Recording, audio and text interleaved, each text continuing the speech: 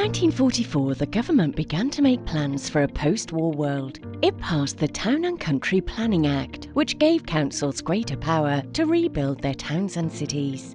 In 1944, the Doncaster Borough Surveyor and Highways Committee came up with a plan. They asked the council to show it to an external planning expert, but they refused and put it on public display. Part of the plan expanded on pre-war schemes that had never been implemented. It included 3 bus stations, widening of nearly all the town centre streets, building 2 new ring roads, and the demolition of nearly all buildings on South Parade for a civic centre. The plan's sternest critic was an engineer, C.E. Farron, an independent voice. He was particularly scathing of a proposal to put a road through St George's Churchyard, and he also pointed out that the widening of the High Street would result in the demolition of either the Mansion House or the Westminster Bank.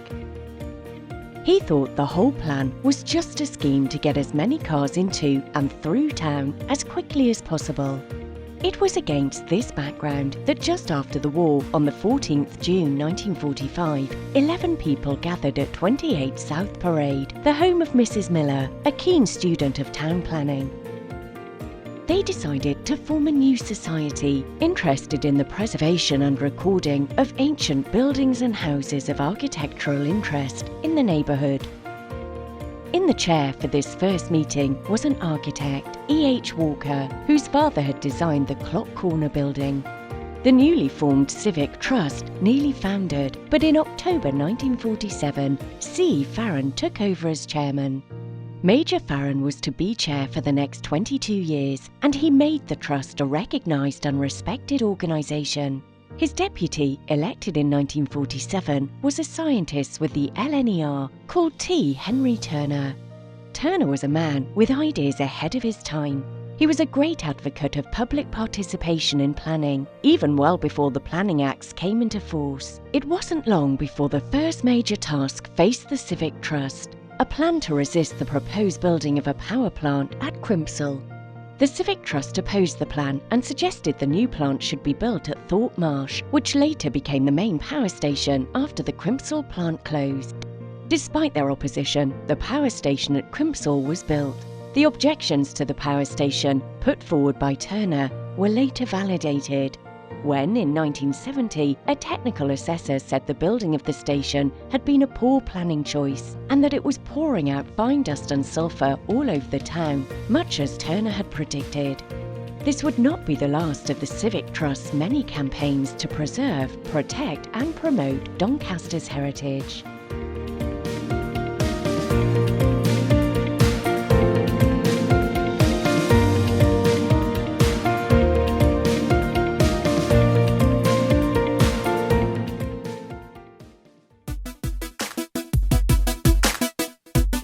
The early setback over the siting of the power station did not deter the newly formed Doncaster Civic Trust and was followed by many success stories as they continued to preserve, protect and promote Doncaster's rich heritage. Cusworth Hall, an 18th century house, was owned by the Batty Wrightsons, but it was no longer needed by the family. Major Farron, the chairman of the trust, was very keen to rescue the hall and for it to be owned by the people of Doncaster. The purchase by the Rural District Council was completed in 1961 and the grounds were open to the public. It is now a major jewel in the Doncaster Heritage Crown. Other notable successes followed, including a successful appeal to the Magistrates' Court, preventing Regent Square from being turned into a car park. Parkinson's shop and cafe on the High Street was saved after a 16-year battle. The historic Bellevue House was saved from demolition. The building is now the Grand St Leger Hotel and is very popular during Leger Race Week. One of the Trust's major successes was in persuading the Department of the Environment in 1988 to resurvey the town centre. This was to look at which buildings should be listed, as originally the old borough was to be excluded. A suggested list was sent and as a result, 70 buildings were listed, including the Nag's Head, the railway station and Clock Corner, which as part of an earlier plan to widen Baxter Gate would have led to its demolition. Where the Trust feels that certain projects require more of a hands-on presence, it encourages and supports other volunteer organisations and has provided assistance to groups such as the Sandhouse, Friends of the Mansion House and the Grand Theatre. One of the very public success stories saw national press attention. Christchurch is Doncaster's oldest church in the town centre, yet it was feared that the church would be lost to Doncaster. The fabric of the building had begun to deteriorate and by 1989 had become too expensive for the congregation to maintain. The church was closed in 1989 when the Trust began its campaign to save the church from demolition. When the church was made redundant in 1991, the Trust issued a leaflet called A Church in Crisis, which received national press coverage. In 1995, the church was sold to the Reach Out Christian Fellowship for a nominal sum, and the Trust made substantial donations to help with the restoration.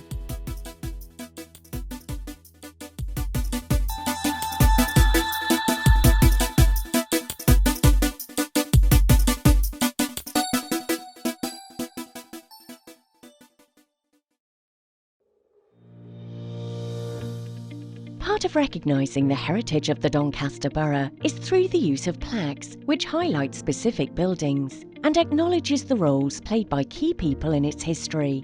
The one pinned to Denison House on South Parade acknowledges the work done by Edmund Denison MP in bringing the railway to Doncaster. He was later knighted and became known as Sir Edmund Beckett. This plaque on the High Street above the Taste of Cornwall refers to it as being one of Doncaster's oldest buildings, dating back to the 16th century. A plaque celebrating Dr. Miller is located on the house next to the Minster, where he lived from 1765 to 1807. He was the organist for St George's Church, a noted composer and musician. In 1804, he wrote a book called A History of Doncaster. Today it is recognised as an important historical work about Doncaster. A plaque was created to celebrate the Corn Exchange and Concert Hall. The architect was William Watkins. Work started in 1870 and was completed in 1873. Sir Edward Elgar conducted the London Symphony Orchestra here in 1909, and a young Winston Churchill also spoke here about his experiences during the Boer War. The Civic Trust played a key role in saving the portico for the subscription betting rooms. Built in 1826, it was used by the nobility and gentry during Leger Race Week. It has also been used for various commercial purposes, including being a cinema. This building at 5051 High Street dates back to at least 1775. In May 1817, Samuel Parkinson took the premises, trading as a grocer and tea dealer, becoming better known for its butterscotch. This house on Hall Gate was the home of Joseph Lockwood the Younger. He was a member of a prominent Doncaster family who produced stonework for buildings in and around Doncaster, including the portico for the subscription betting rooms.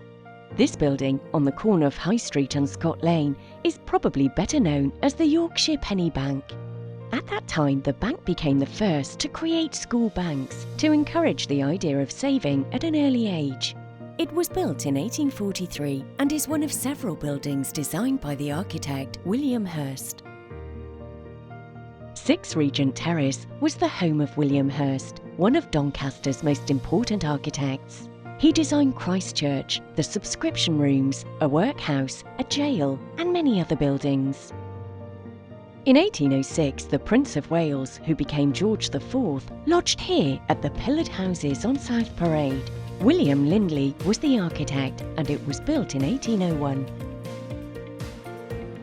At the same time, the Duke of Clarence also lodged at the pillared houses, staying at the house next door. Both came for the races.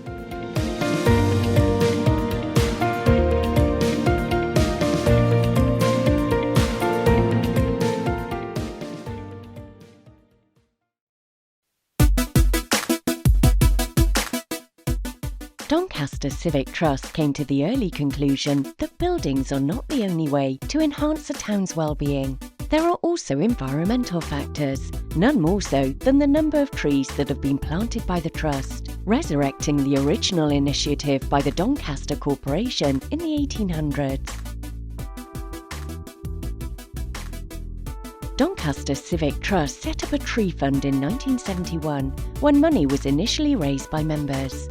The tree fund received a major boost in 1978 when Mrs. G. Darley of Cantley Hall gave the trust £15,000 for tree planting. Doncaster is now blessed with mature trees throughout the borough, and young trees are being planted, which will add to the future well-being of Doncaster.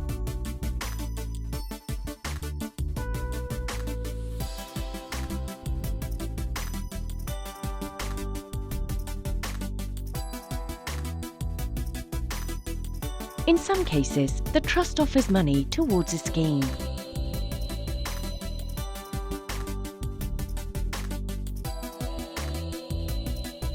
The Trust also deals directly with groups such as the Friends of Sandal Park, amongst others. Its tree planting initiatives with Doncaster Council originally spanned a 20-year collaboration. In 2000, a millennium oak tree was planted on Bennettthorpe to mark 20 years of tree planting collaboration with the MBC. A ceremonial spade of engraved stainless steel was also produced for the occasion by the council and presented to the Trust. On a fine autumn morning of 24th November 2015, members of the Executive Committee and the Brain family gathered to watch the planting of the first of 2 specimen trees at Cusworth Hall. The Trust has sponsored them in memory of Eric and Betty Brain, who were leading members of Doncaster Civic Trust for many years. On November 16, 2016, the Civic Mayor and Mayoress, with members of the Trust's Executive Committee and Ben Russell from Green Spaces DMBC, held a tree planting ceremony in Elmfield Park. The tree was planted for National Tree Week as a First World War commemoration. The Civic Trust still continues to plant trees and has successfully negotiated with the council again during the last few years to further develop tree planting projects.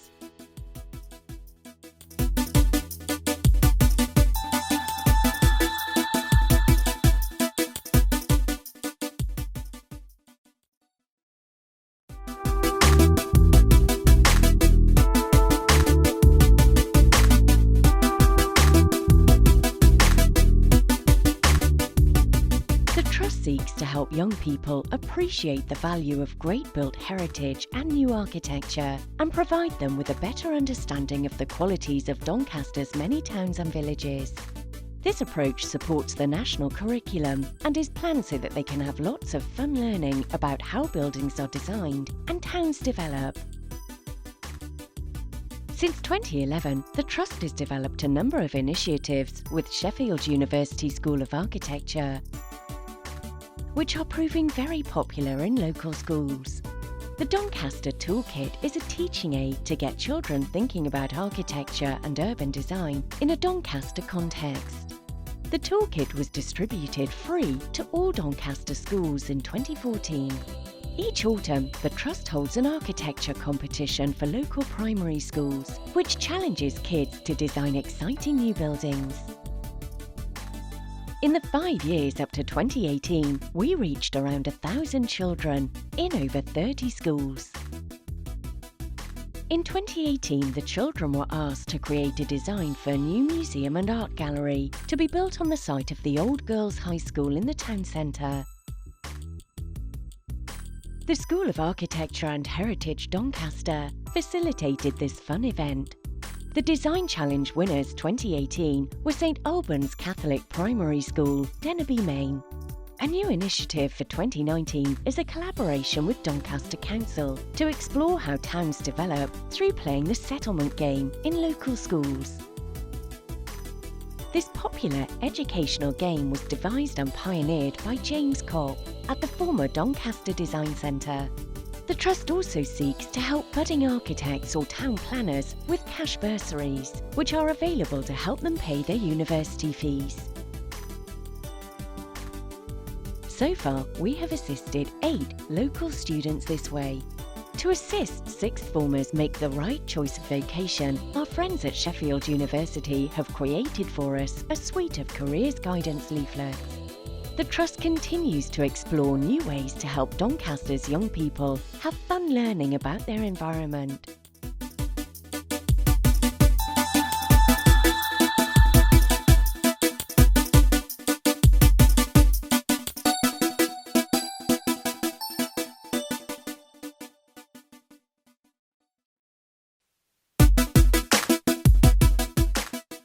The Civic Trust recognises the value of producing newsletters, not only as a means of keeping members up to date with the activities of the Executive Committee, but also featuring articles on buildings, architects, streets, parks, and much more. The first Trust newsletter was produced in 1970. The first edition comprised of 2 pages.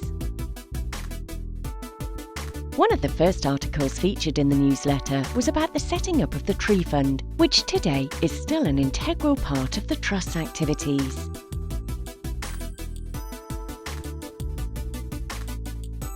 For nearly 30 years, it was largely written and edited by the Trust's secretary, Eric Brain.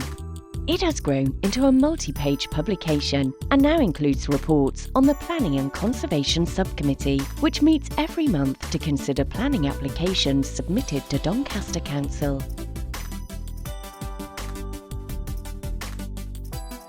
It is particularly interested in those applications which will impact on Doncaster's conservation areas and listed buildings.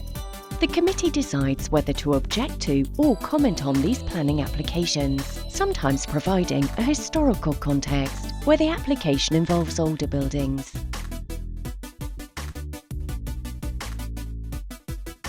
It also looks at major building projects to determine how much impact these will have on the overall built environment of Doncaster.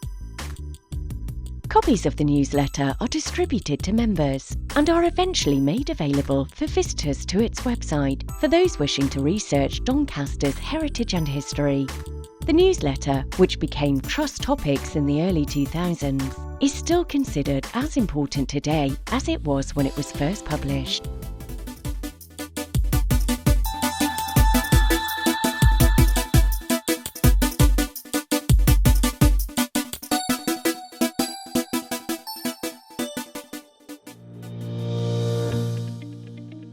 The Civic Trust seeks to inform about the rich history of Doncaster's heritage, and its walks have gained a reputation for doing this, not just in Doncaster, but also in Tick Hill and Bawtry.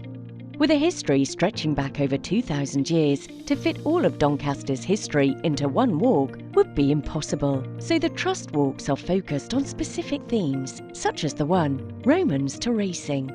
The walks are informative, engaging, often anecdotal, and they also challenge some of the more established histories. The first part of the tour starts near the Minster, where there are visible remains of the Roman fort, built in AD 71, when it was at the edge of the empire. They begin by telling the story of how the Romans first came to Doncaster, and why they believed that Doncaster was the first Roman town in Yorkshire, before York. The Minster is steeped in history. A church is said to have been on this site since the 11th century, and we learn about its clock with no face and its link to Big Ben. Opposite the church is the Clergy House, a building acknowledged by the Civic Trust with a plaque, once the home of Dr. Miller, a prominent author about Doncaster's history. Making their way from the Minster, winding their way through the marketplace, a market is thought to have existed in Doncaster since Roman times. The walk threads through the historic Corn Exchange and Concert Hall, completed in 1873. The tour takes in the Red Lion, another link to the racing heritage of Doncaster, where the idea of Doncaster's famous St Leger race was probably formed. Walking down Scott Lane, Eric Brain, the author of many of the Trust's newsletters, reveals that it was the street where the market toll, or scot, was collected, and is mentioned as early as 1427. Onto the High Street, where the street's buildings span centuries, dating from the 16th through to the early 20th century, and of course, the Mansion House. Built in the mid-18th century on the site of a Carmelite priory and designed by architect James Payne, it is one of only 3 surviving mansion houses in the country. Standing on the old Great North Road, it was built by the corporation primarily for entertainment purposes and to promote the economy and social life of the town. Crossing from the High Street onto Hallgate, this street became home to many of the important people of the town. Many buildings, with a side entrance for servants and a much grander one for the lady and gentleman of the house, still bear witness to the concept of upstairs and downstairs. Leaving Hallgate, the walk leads on to South Parade. This route shows the houses that were built from late Georgian times onwards as the town expanded away from the centre. In marvelling at these buildings, we are reminded of two of the Civic Trust conservation battles, in stopping the destruction of South Parade and the turning of Regent Square into a car park. Passing through the Salutation Archway, once an important racing inn where many of the St Leger horses were stabled, and into the museum. The tour takes in some of the town's racing memorabilia, such as the Gold Cup, the first Doncaster racing trophy, and the stories about many of the St Leger winners, horses and jockeys. This experience brings home to people how much is left to explore and learn about the history of Doncaster in an interactive manner.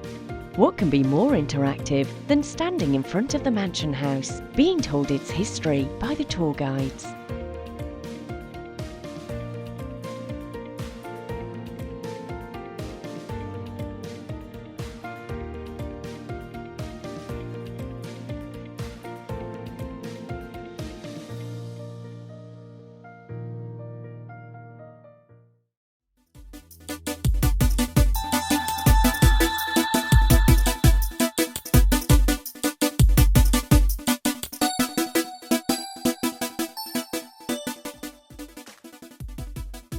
Doncaster Civic Trust is confident that its work in preserving, protecting and promoting Doncaster's rich heritage and history will be as vital in the future as it is today and has been in the past.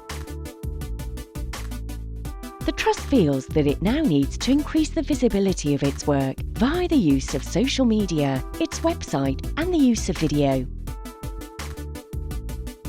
The aim is to encourage more people to join the Trust, particularly young people, to continue the work started by those pioneers in the 1940s. Through education, it hopes particularly to encourage children to appreciate the rich heritage that Doncaster has, and will continue to have through their efforts as the next generation of Doncaster Civic Trust members. At a time when the planning system encourages greater public involvement in the planning process, and the Trust have a good working relationship with the local council. We think Doncaster has a great future as a place that values and protects its heritage and demands the very best in new architecture. The next 50 years promise to be a time of great change and innovation. At the Trust, we look forward to taking a major role in helping make Doncaster the best it can be.